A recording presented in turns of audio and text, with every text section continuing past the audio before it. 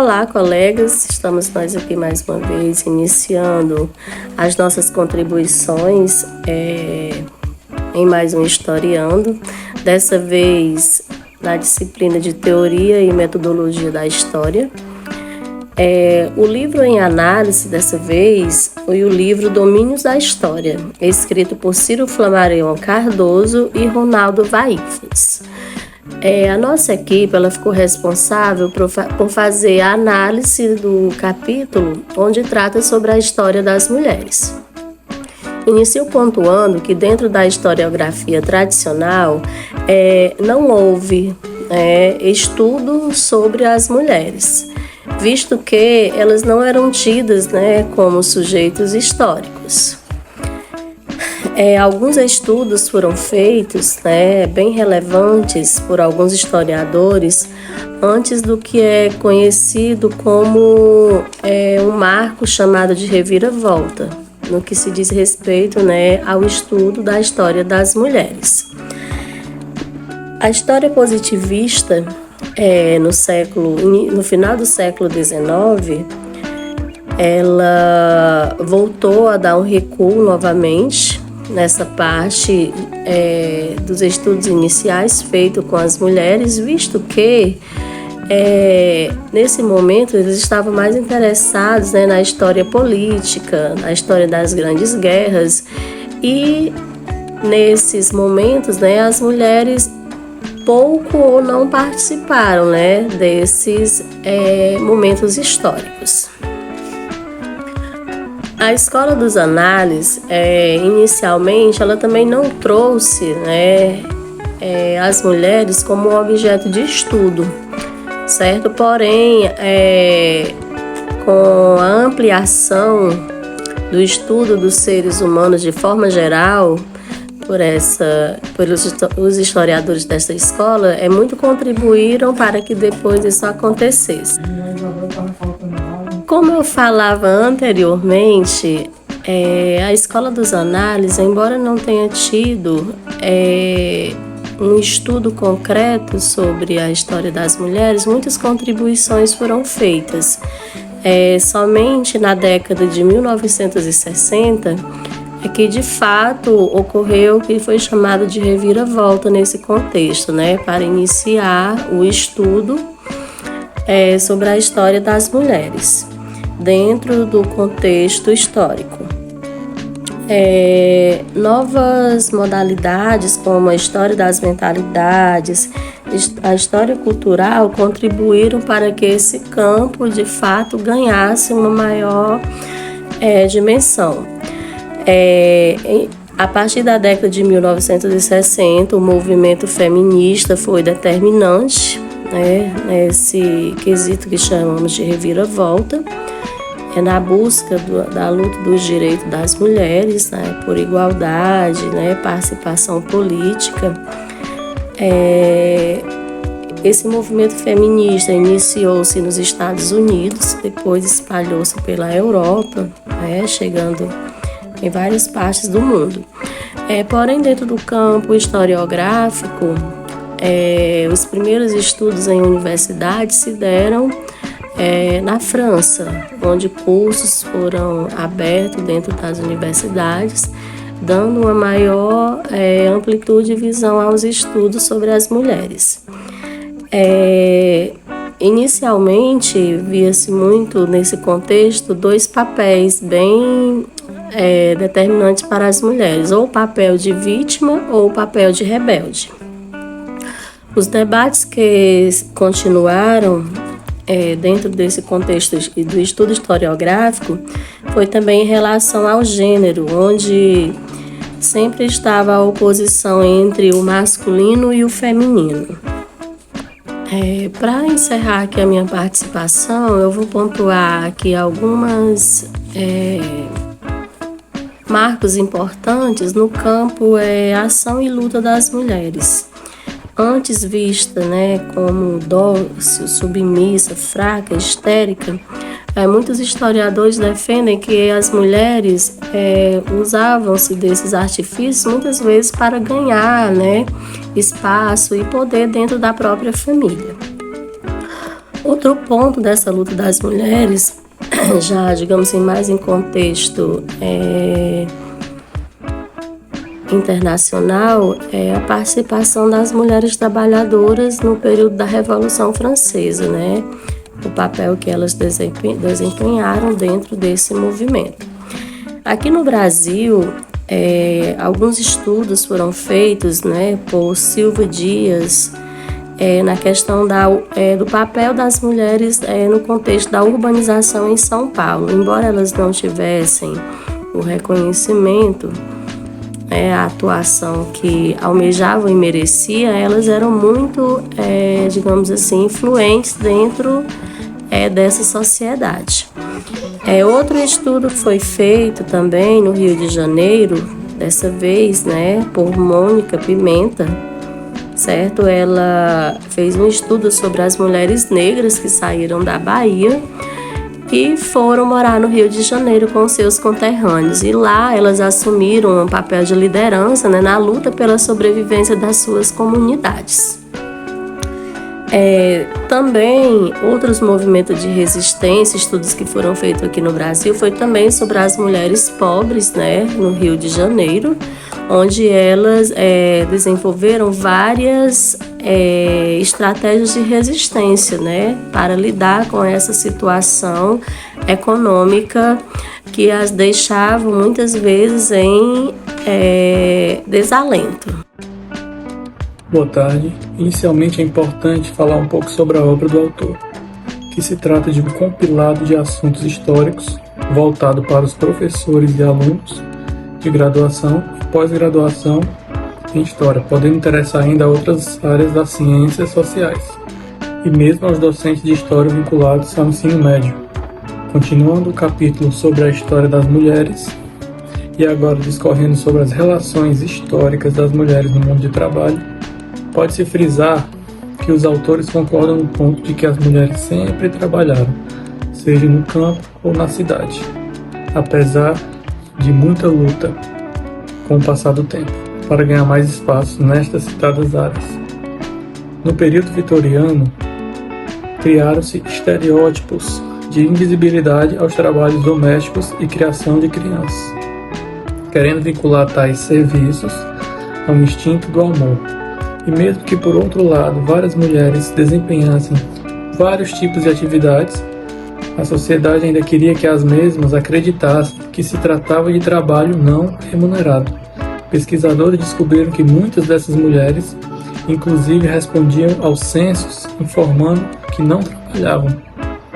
No início do século XIX, na implementação das primeiras fábricas têxteis, as mulheres predominavam entre os homens, mas tiveram que se afastar das fábricas por forte oposição masculina, que buscavam de forma absurda proteger seus direitos como chefes de família e monopolizar os trabalhos mais relevantes.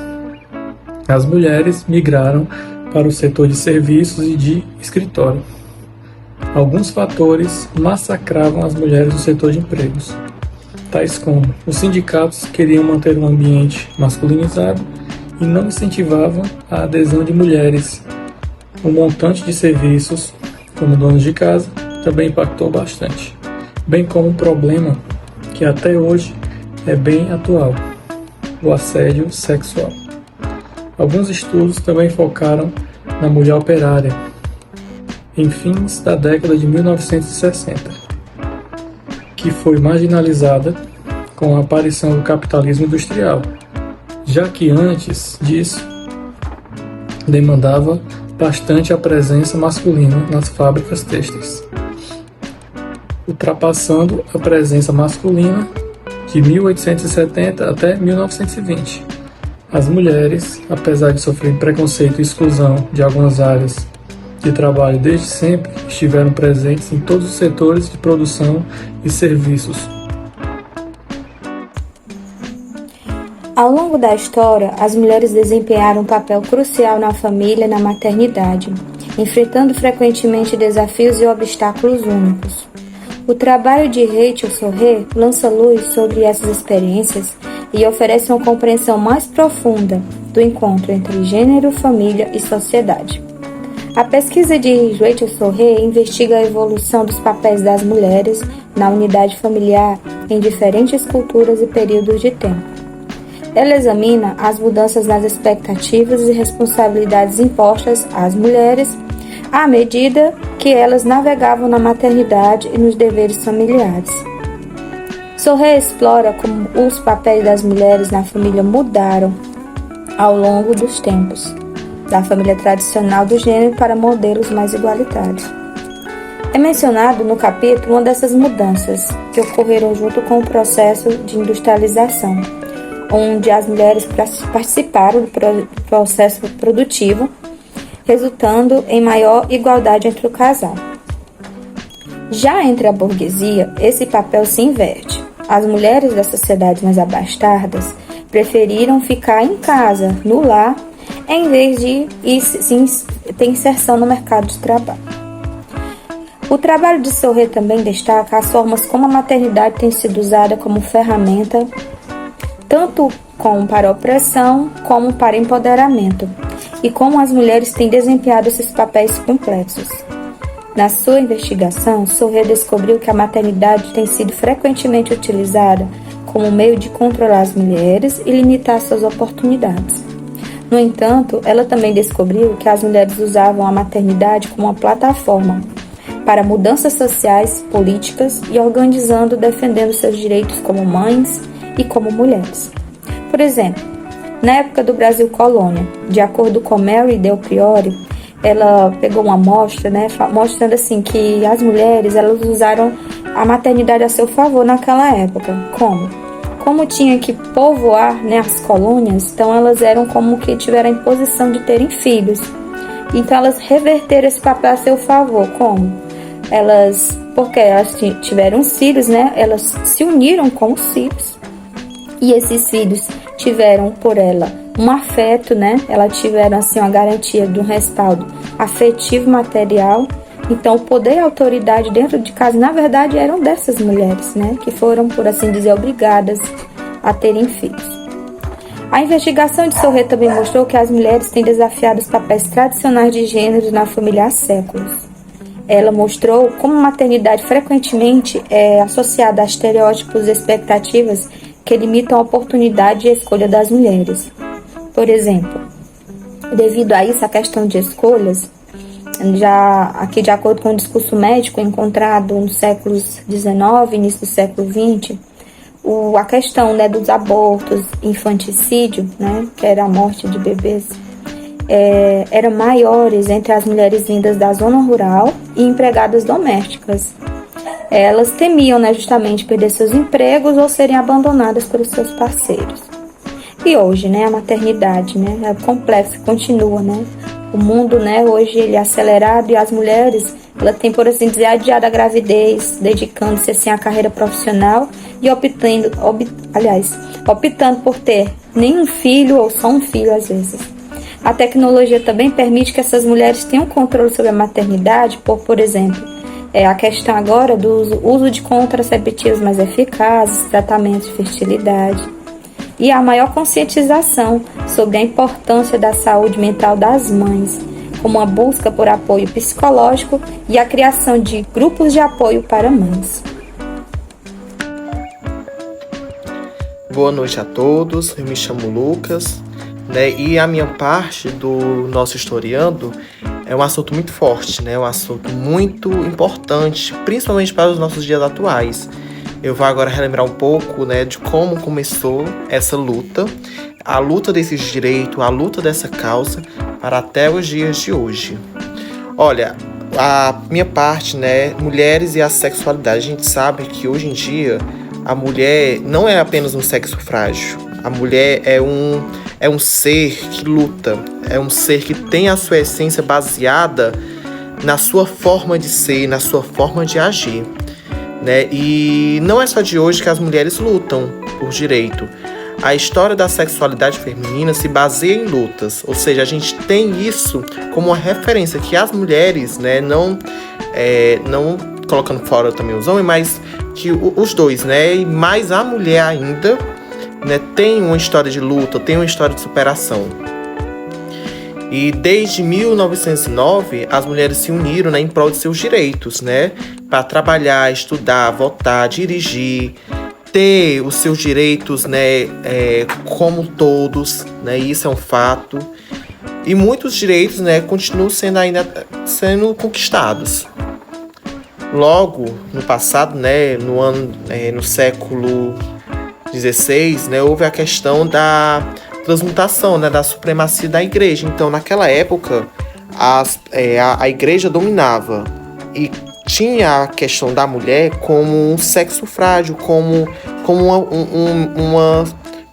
algo que só era para procriar, cuidar da casa e cuidar dos filhos, né?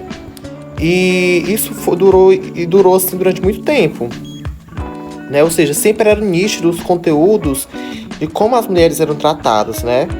Mas com o passar dos tempos, né, por volta da metade do século XVIII, com a Revolução Industrial, as mulheres começaram a reivindicar o seu espaço. Ou seja, no mercado de trabalho, né, por melhores condições de trabalho, por reconhecimento, por igualdade, né? Ou seja, as mulheres, durante muito tempo, eram submetidas a 12 horas de trabalho, né, espancamentos, assédios sexuais, estupros, enfim.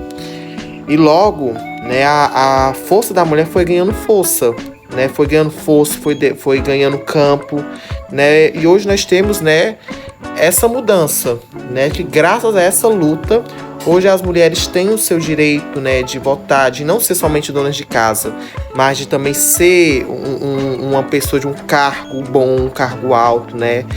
E nós temos também grandes mulheres, né, na história do nosso país, né, como por exemplo, a própria, né, princesa Isabel, temos também a ex-presidenta Dilma, né, e outras grandes médicas, professoras, né, mulheres, enfim, né, agora do meu ponto de vista, né, as mulheres, além de ser, né, esse ser que tão bem cuida de nós, né, é uma obra-prima, né, uma obra-prima da criação de Deus, né, é uma obra-prima da nossa humanidade, né, então cabe a nós a gente também respeitar e valorizar mais e mais, né, os ideais da mulher, a figura da mulher, porque a mulher hoje representa a grande maioria de nossa sociedade, em questão de cargos, em questão de lideranças, né, e é a mulher que sempre tem, né, esse brilhantismo, esse enaltecimento, e que continue assim, que a luta em defesa das mulheres, da causa da mulher, possa crescer mais e mais. Desde os tempos mais remotos, sempre houve discriminação contra as mulheres. São mínimos os vestígios sobre o passado delas registrados por elas próprias. Quando muito, são encontrados cartas, anotações, revelando o cotidiano da vida familiar e alguns diários íntimos, quase sempre destruído por elas próprias, temendo tornar-se objeto de zombarias. A forma mais comum, até determinada época, de legar o histórico de suas vidas, ainda que de forma bem restrita e pontual, era a história oral. Até porque o acesso feminino à escrita não se deu no mesmo ritmo dos homens. Entretanto, são encontradas com certa facilidade registros sobre elas à luz da visão masculina, determinando o modo como elas deviam agir e se portar. Mesmo nos arquivos públicos, raros são os registros elaborados por mulheres. O universo masculino sempre teve essa primazia. As mulheres estiveram ausentes das atividades que a sociedade machista, patriarcalista, consideravam dignas de ser registradas. O que mais comumente se encontra como fontes a elas relacionadas são objetos pessoais, como joias, missais, bibelôs, dedais, fotografias e caixinhas de ferramentas simples, contendo agulha de costura, de crochê, de tricô e outros para produzir manufatura doméstica.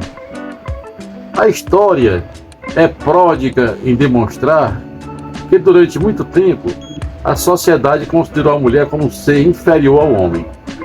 Na Grécia Antiga, berço da civilização ocidental, a mulher não era considerada cidadã, eram equiparadas a escravos e serviçais. Mesmo entre os pensadores, que em tese tinham uma visão mais esclarecida, imperava o machismo e tinha como costume atribuir maior valor aos homens. A título de exemplo, Tales de Mileto, tido como o primeiro filósofo do Ocidente, registrou em suas memórias o agradecimento por ter nascido homem e não mulher, por ter nascido humano e não animal. Se esse era o pensamento de um erudito, se pode dizer do pensamento do homem comum daqueles idos? Ao longo da história, cada período teve o seu padrão social, cultural e comportamental, sempre preservando a discriminação contra as mulheres. Na Grécia, a polis era caracterizada como um clube masculino. Apenas os homens constituíam a Assembleia de Cidadãos e tomavam decisões que afetavam a comunidade como um todo. Os funcionários públicos eram todos homens, bem como a eles cabia exclusivamente assento nos tribunais do júri. A própria Igreja Católica, na sua fase mais obscura, quando estabeleceu a chamada Santa Inquisição, e de santa não tinha nada, centrava suas perseguições, condenações e barbaridades preferencialmente nas mulheres, a quem consideravam bruxas. Um incipiente alento surgiu para as mulheres com a Declaração Universal dos Direitos Humanos, promulgada em 1948 pela ONU, que em seu artigo 1º dizia que toda pessoa tem o direito de ser, em todos os lugares, reconhecida como pessoa perante a lei. No Brasil, a Constituição de 1988 revelou-se um marco na proteção das mulheres, que em seu artigo 5º, inciso 1º, encontra-se a seguinte disposição: homens e mulheres são iguais em direitos e obrigações nos termos desta Constituição. Adiante, o artigo 226 preconiza que os direitos e deveres referentes à sociedade conjugal são exercidos igualmente pelo homem e pela mulher. Mesmo com todo esse avanço, persiste o predomínio da barbárie, cuja expressão máxima de violência é o feminicídio, que são os homicídios que têm as mulheres como vítimas. No Brasil, no período de 2001 a 2011, ocorreram em torno de 50 mil feminicídios, o que equivale a aproximadamente 5 mil mortes por ano, ou 16 mortes por dia. No mundo inteiro, 40% de todos os homicídios cometidos contra as mulheres são cometidos por seus parceiros íntimos. Uma lástima. Em pleno século XXI parece não ter jeito.